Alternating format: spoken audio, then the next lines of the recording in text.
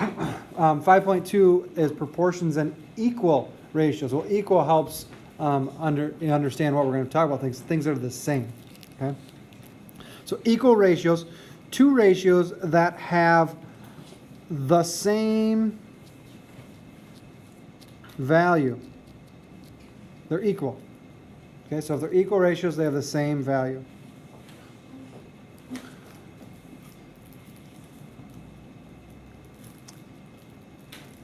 So if we take 1/2, and we'll make it a ratio, so 1 to 2, and we multiply that by 1, what do we get? 1/2. We get our same ratio, 1 to 2. Okay? So let's start out with our 1 to 2 ratio. And we're going to multiply by 1. But instead of just by the number 1, we're going to write the number 1 a little differently. We're going to write it as 4/4. Do you agree that 4 divided by 4 equals what? 1. 4 divided by 4 equals 1. So, if we take 1 to 2 times 4/4, which is the same as 1, we will get 4 to 8. Would you agree? Yeah. Mm-hmm.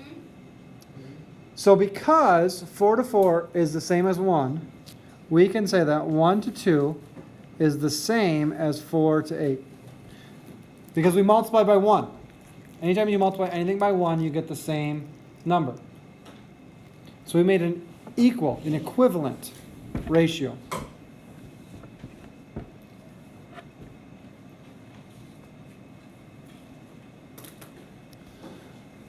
The cool thing about this is the same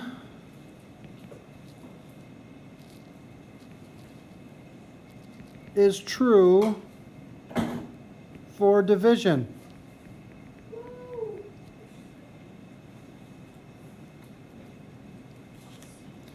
Because as you learned last year, if I have 1 to 2 divided by 4 to 4, do you remember how to divide fractions?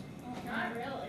Did we learn this one? You did, because I just did it with the other class, like half an hour ago. Well, I wasn't- Is the same as, well, that's true, you weren't in that one. Yeah. Okay, well, now you learned something new. Is the same as taking the first fraction times the reciprocal. You remember what a reciprocal is? No. It's flip the fraction over.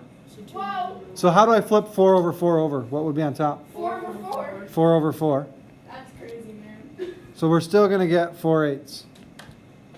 So when you multiply with a reciprocal, it's the same as dividing. When you divide, it's the same as multiplying by reciprocals.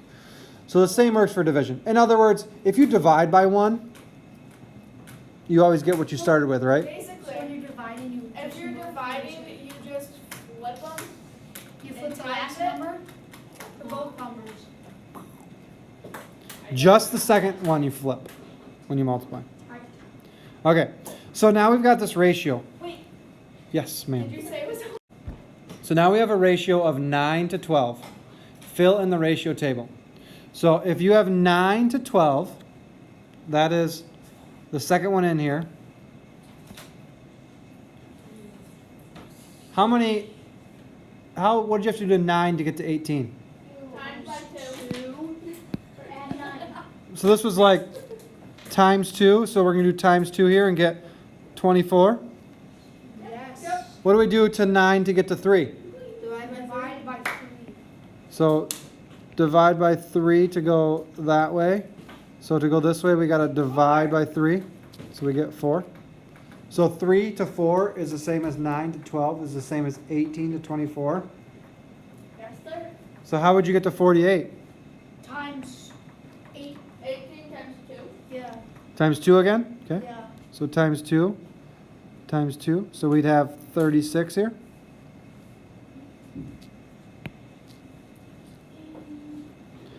Now we got to go all the way down to 2. Oh boy. Mine's So- 46. Mine is 46. Well, we got to do all multiply or divide. Division. Divide. Because you're getting. Okay, what are we going to divide by? 24. 24. 24. No. Sure, yeah, that works. it's 20. Divide by 24. Divide by 24. 36 divided by 24. A number. 1.5. Oh, you have to take away the decimal. So ratios, you can go either way by multiplying or dividing. I'm doing the same to the top and the bottom.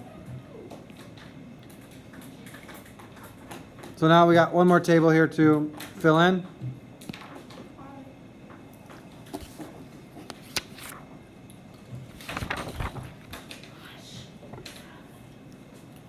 So we know 5 to 30. So how did we get to 10? Times 2. So times 2. Give me 60. Yeah. Then we would do times 2 again. 20. Plus 3.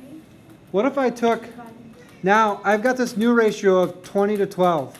Or sorry, 20 to 120. Can you go all the way down to 2 from that one? Yes. Yes. It's just 10. Divide by 10. Divide by 10. Start with the middle number. Like you are. No, that was my only one that was filled in completely, the 5 and the 30. So that's why I started with that one. Okay. So you can start with any number if you have both top and bottom of it. Yeah. Okay. It's harder to go from 5 to 2, right? That's like divide by something, right? Divide by 2.5. Yeah. So do you really want to do 30 divided by 2.5, or was it just easier to do divide by 10? Right. So how would you go down to 1? Divided by 2. Divide by 2. Divided by 2. Do we have to write it in every time we do it? Like, You don't have to write the hops. I'm just showing it for the note purpose. Okay. So that's one way. Filling in a table like that, just thinking about how did I get one way, another way. Proportions though, this is way easier than that and it'll get you the same result. So,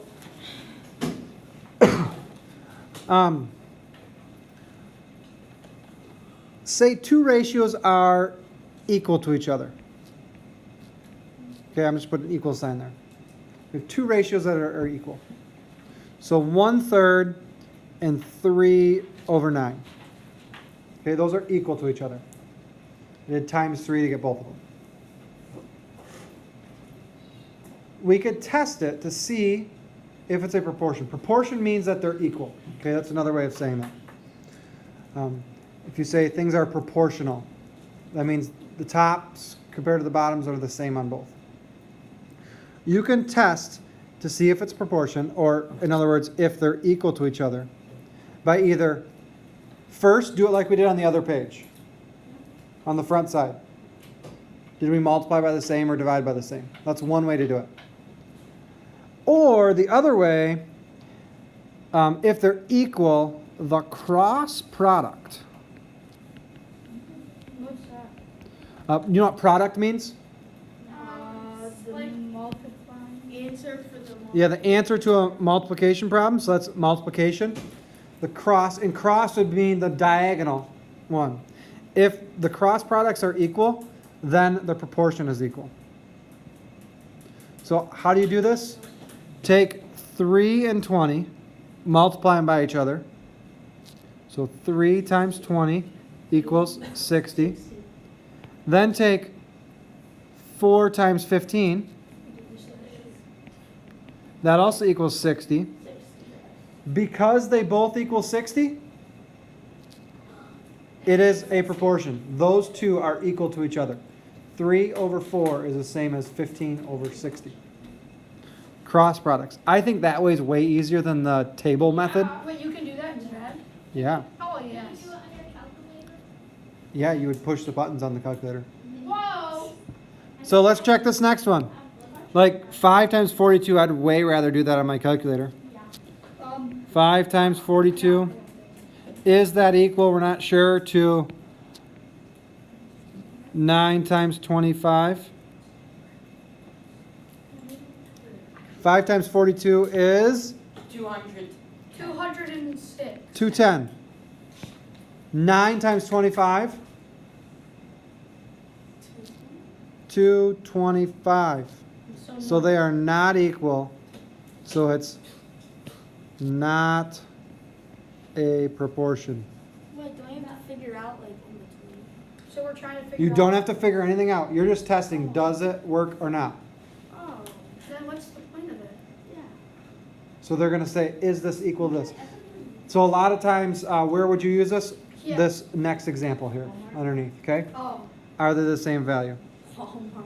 So maybe we go to Walmart, which I never shop at Walmart. Well, I should not say that. There are certain things I buy at Walmart because they're cheapest there, but I try not to shop there. Home Depot, yes, I am there weekly. Home Depot? Really? Yep. Home Depot. We're buying Raisin Bran Crunch at Home Depot. Doesn't make sense. Let's go to Meijer. Raisin Bran Crunch at Meijer. You can get $3.45 for an 18.2 ounce box of Raisin Bran Crunch. Or you can pay $3.99 for a 24.8 ounce box of Raisin Bran Crunch. Well, is it the same value or is one better than the other? So let's make our 3.45 to 18.2. Yeah, because that could be. Is that equal? We're checking. Is it equal to 3.99 to 24.8? It does not matter if you have the money on top or bottom as long as both of them are the same. So both monies are on top. Both amounts are on bottom. Okay? So 3.45 times 24.8. 3.45 times 24.8. You said it's 85.56. Is that equal to our other one of Yeah. 18.2 No. times 3.99? 72.65. 72.65. So, are they the same value? No. Wait. Well, I would still get the big one. Is that more breakfast? No. Yeah. Not the same value, right? Because you didn't get the same answer. So they are not equal. Okay? I just still get it. If the question was which one's a better deal, you would have to find the unit rate. Remember to find the unit rate from yesterday? Or from last week, I should say? Top number divided by bottom number. 3.45 divided by 18.2. So we do our division here, we get 0.19 roughly. How do you know that? Oh. And on this one, you get 0.16. And this would be dollars per ounce. So the big one. Dollars per ounce. Which one is a better deal? 16 cents per ounce or Big one. 19 cents per ounce? The big one, okay? The big one.